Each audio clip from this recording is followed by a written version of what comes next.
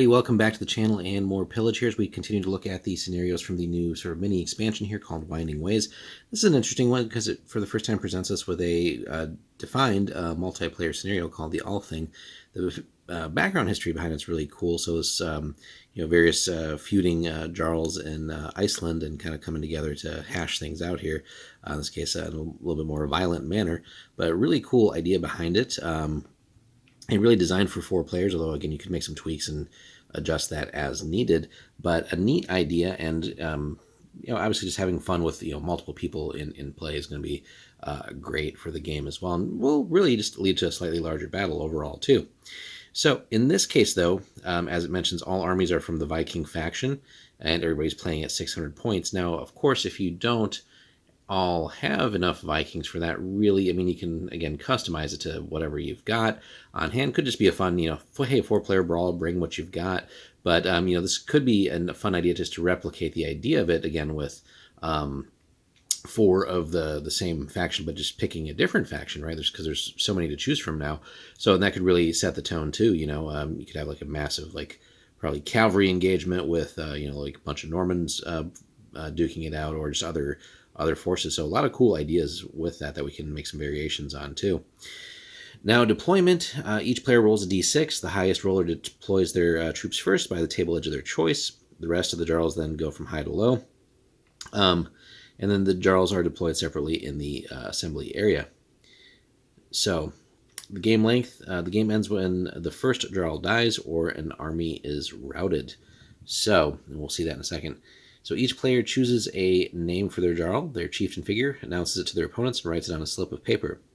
The player who deployed first collects all the papers, shuffles them in a bag out of sight, and discreetly draws a slip. The name they draw is their objective during the game.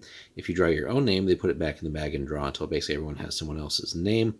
They keep the slip they drew and pass the bag along to the player who deployed second, who draws a name in the same way. Last player has no choice but to take the final slip, which is a neat idea in and of itself. And, for down the road coming up with more tournament-focused scenarios, if we're playing competitively or something like that, that could always be a great secondary objective as far as taking out the enemy leader too, because it'd typically be just a 1v1 situation. But moving on, each player now has the name of their target for this game.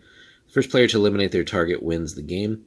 If a player's army has fewer than 10% of its starting figures at the end of a turn, it routs. The controlling player loses the game, and the game ends.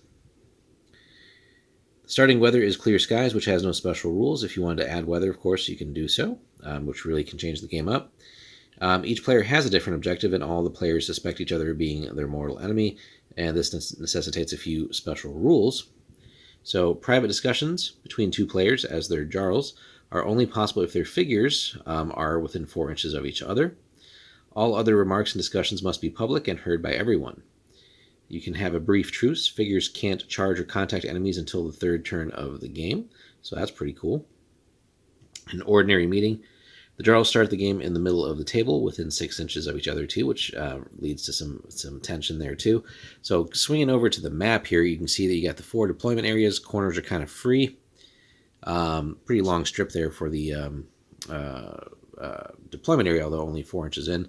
Meeting area in the middle too, with some kind of blocking hills and stuff. You can kind of see no real buildings in this one, just a lot of hills, some rocks and other stuff, right? Glaciers, suitable terrain. And then the map. So the gaming table is strewn with hills, scattered rocks. The rocky areas are impassable, and the hills are difficult terrain. The road does cross the table diagonally and passes between the rocky hills that flank the meeting's place. And then the center area is where the jarls meet. They have to at least be 6 inches away from each other. The armies are within 8 inches of the table edges and 4 inches deep. So there you have it. So just a fun scenario. Again, bringing in multiple players is fun, and really which is going to lead to some chaos, right?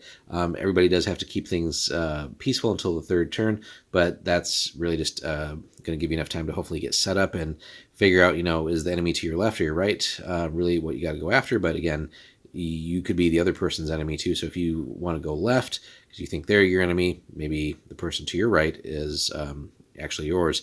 and so on and so forth. So it could be pretty chaotic here as well, and could end up with a lot of interesting combinations too. So a fun scenario to try out. And again, if everybody doesn't have Vikings, just fight it out and see what happens. But of course, could be fun with all Vikings too, just with all the faction rules. Everybody's got access to the same types of units, literally. So it really just comes down to who's going to build the better force and then outwit their opponents. So fun stuff overall, guys. Let us know in the comments if you've had a chance to test this one out yet and any variations you've put on it. Thanks so much for watching. Hit the like and subscribe. We'll have more Pillage for you soon.